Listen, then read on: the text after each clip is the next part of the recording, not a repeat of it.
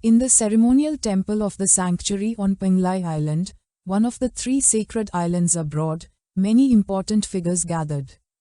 The leader, a man with a ponytail, was standing in front of the podium, and in front of him were several men seated. In the name of Sovereign Yan, he had summoned the high commands of the 7 academies and the 12 families to discuss the Great Tianyang tournament. This man was the first great disciple under Sovereign Yan's command, the bloody Asura named Yang Ming. He closed his eyes and with a smile decided to get straight to the point, making it clear that they must win the Great Tianyang tournament and not just win.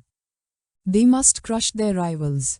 He also told Old Chan that he had heard that although Yang Ming was Sovereign Yan's first disciple, in reality he was said to have the poorest talent among all his disciples. With a confused gaze, Old Chan turned to his friend and mentioned that at first glance, Yang Ming did not seem to have surpassed the 7th transformation. He could not believe that even so, he could represent Sovereign Yang at this meeting. The eyes of the bearded man began to shine with fear. He asked his friend to be quiet since Yang Ming rarely appeared in public. Moreover, the Mo family lived in a remote region, so it was possible that old Mo was not aware of certain things. He began to imagine Yang Ming holding his sword and with his body releasing a powerful energy standing near a corpse. Although Yang Ming was the lowest level among his disciples, he was undoubtedly the most fearsome. 400 years ago, being personal guard of the human emperor of Great Xia, he betrayed his lord and attracted the powerful ones from 10,000 races to divide him. Then he became a disciple of Sovereign Yan and rose above all others, becoming his first great disciple. Yang Ming was very cruel and determined. He was not an ordinary person. Representing the Yan sovereign was no exaggeration.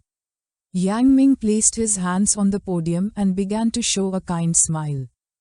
Everyone was in shock upon noticing that he was the legendary personal guard of the human emperor. Yang Ming's body began to emit a suffocating energy. With a serious gaze, he asked if any elder among them disagreed with him taking the floor. Upon hearing this, the elders panicked and made it clear that they would never dare. Yang Ming relaxed, began to gaze at the others and made it clear that before the Great Tianyang tournament, they should activate all undercover forces of Great Xia and increase anticipation around the tournament. At the same time, they were going to spread that the human emperor was incompetent and corrupting Yongwang. According to him, the 3 islands abroad were the true legitimate heirs of Great Xia. A smile spread across his face. He mentioned that the sword demon Feng Yan Wuji must die during the tournament, along with King Zhenhai and Jiang Cheng.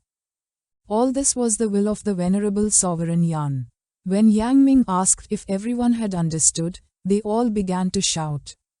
Some did not know if the Great Tianyang tournament was just a prelude, and others thought this was too sudden.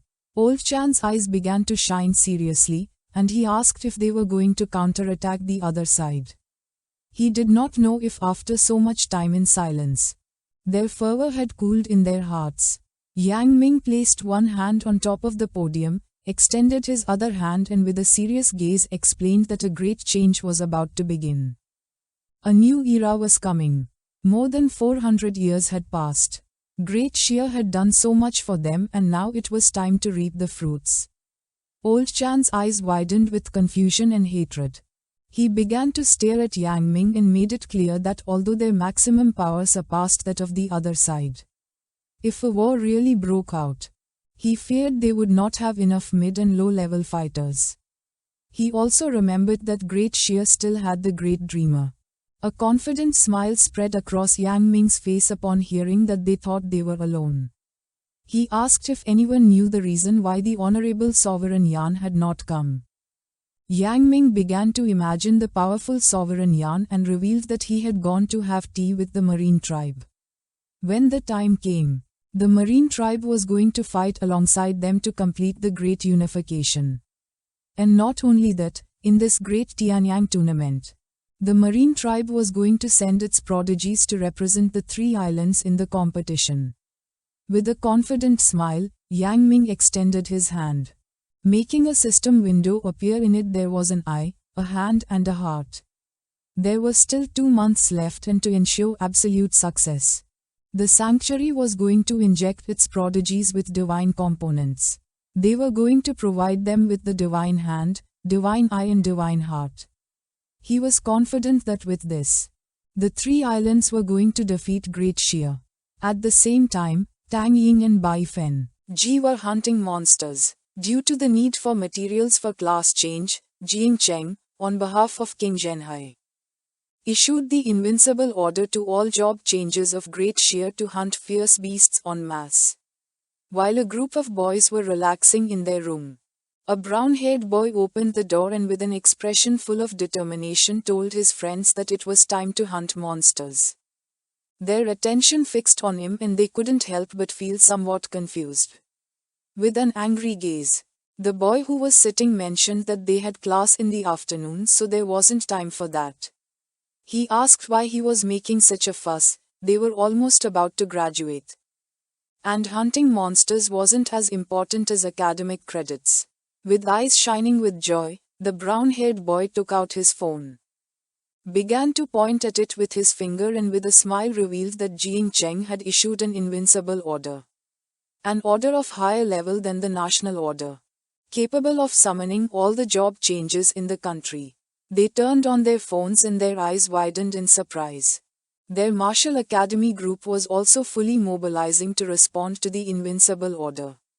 With a gaze full of determination, they all left the room and started running. They knew that academic credits were worth nothing compared to this. They decided to leave the city quickly. King Zhenhai was incredible. In killing a level 3 fierce beast granted 1 merit point, double that in a normal battlefield. The Martial Academy sent another notification: the more beasts they killed, the more extra academic credits they would receive. On the outskirts of town, several warriors brought back corpses of beasts they had hunted.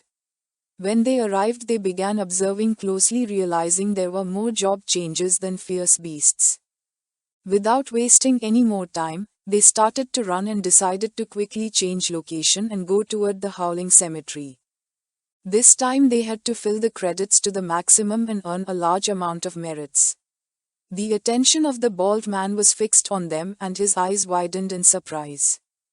At the main base of the Jinganan battlefield, several high-ranking men gathered. The eyes of the man with the mustache began to shine with joy. He was Zhao Zanyu's father. With a smile he said that the invincible order that only appeared once in a century had already been issued. He also decided to lend a hand to his son-in-law. With a serious gaze, the man with a ponytail mentioned that he also had stock that he could send to Jiang. The attention of the purple-haired man was fixed on them and his eyes began to shine with joy. He too was willing to completely ruin himself for Jiang. In the underground warehouse of the Jinganan war zone of Great Shia were Jiang and Jiyu Kaishan. Jiyu Kaishan, who was holding a list, revealed that Jiang's invincible order had been issued half a day ago, and they had already sent all of Great Shia's inventory. Jiang was in shock to see how quickly they had acted. Jiyu Kaishan decided to take Jiang to the warehouse first. They went to the warehouse, which was filled with corpses of fierce beasts that the job changers had hunted. According to the system window, there was a total of 26 level 8 bodies, 1904 level 7 bodies, 376,000 level 6 bodies, 7 million level 5 bodies, and 53 million level 4 bodies. Jiyu Kaishan's attention focused on the bodies and his eyes began to shine with surprise. According to him, Great Shia's Chamber of Commerce had contributed 1/10. Jiang's eyes filled with joy as he realized that the Mu and Tang families had contributed quite a lot. They had emptied their warehouses for Jiang. They began to walk toward the bodies and Jiyu Kaishan asked if Jiang wasn't going to release the insects so they could feast. If they didn't eat soon, he feared that the bodies would no longer fit in this place. Seeing so much food, little Nine put her hands on her cheeks and her mouth watered. Jiang's eyes filled with seriousness. He decided to first let little Nine take 80 million newborn larvae to feed, and gave her the order to take care of devouring the high-level beasts and leave the low-level ones for the larvae. She asked if they couldn't all go out together to eat. Jiang said no because it would draw too much attention, and besides, their stomachs wouldn't even be full. He decided to let them eat in waves and level up gradually. A portal appeared on Jiang's arm and a horde of insects began to emerge since it was time to eat. Jiang extended his hand and the insects shot out and began to devour the corpses of the beasts. Jiu Kaishan's jaw dropped in surprise, realizing that Jiang had more than 80 million insects. He asked if they would be able to reproduce again with a serious gaze. Jiang said no since most of these ferocious beasts were low-level to reproduce. The insects needed to eat at least 10 or 100 times more. Jiu Kaishan turned toward our boy and his eyes widened with joy. The insects were devouring the ferocious beasts, leaving only bones. Jiu Kaishan couldn't believe that the insects had such an enormous appetite. But then thought this was normal since after all they were offspring of the 9 miasma wings, so they weren't easy to feed. The simple fact that they could nourish themselves with beast meat was already quite fortunate, and now that the whole country was hunting, getting 10 or 100 times more wasn't going to be something complicated either. He thought that in a month the insects would be able to reproduce again. Jiang turned toward him and with a calm gaze mentioned that when the 9 miasma wings reproduced next time, he would no longer have space in his body to house the insects. He wanted to sweep through abyssal land and turn it into a main base for the insects in the future. With a serene gaze, Jiu Kaishan said that was simple, they just needed to send troops there. While insects were emerging from Jiang's hand, with a serious expression he said that he wanted to go personally to the abyssal land to train. He didn't want to depend on anyone and even less on the 9 miasma wings.